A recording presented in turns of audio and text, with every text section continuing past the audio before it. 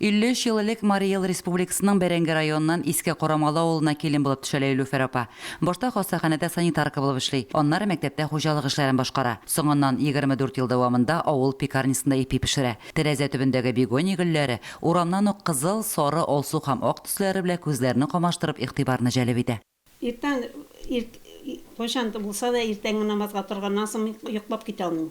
Йоклап китә алмыйм да китәм гөлләр янына чәнечкене күтәреп башта тамыр төпләрен йомшартып чыгам.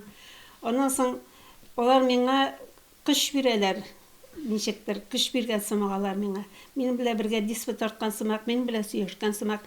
Мен только намазымны укыйм, аларга күтәрелеп карыйм, алар миңа карап торган сымак тоелалар. Менә бер ялгыз гына яшәгән кешегә шулай тоела торгандыр инде ул. Чәчәк яратмаган хатын-кыз юктыр ул, ләкин һәркем дә үстерә, тәрбияли алмый шул гөлләрне. Ләйлүфәр апа гөлләр шау чәчәктә утырсын өчен, аларны ихлас күңелдән яратырга, алар белән сөйләшергә, тәрбияләргә кирәк ди. Тәрбияләргә кирәк, ашламасын вакытында сөйләм, мин аларга бит ашламада сөйләм.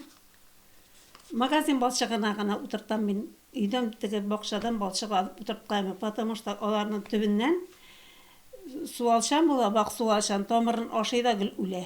Иртәнге намаздан соң су сибеп, төпләрен йомшартканда гөлләрнең хәлләрен сораша. Үсми утырсалар, ачуланып та ала әле. Чәчәкләрем, балаларым, аныкларым тормышындагы иң зур бәхетем. Алар белән мәңге картаймам төсле ди Ләйлүфәр апа. Лилия Шәймиева, Динар Нуртдинов, Мөслим телевидениесе.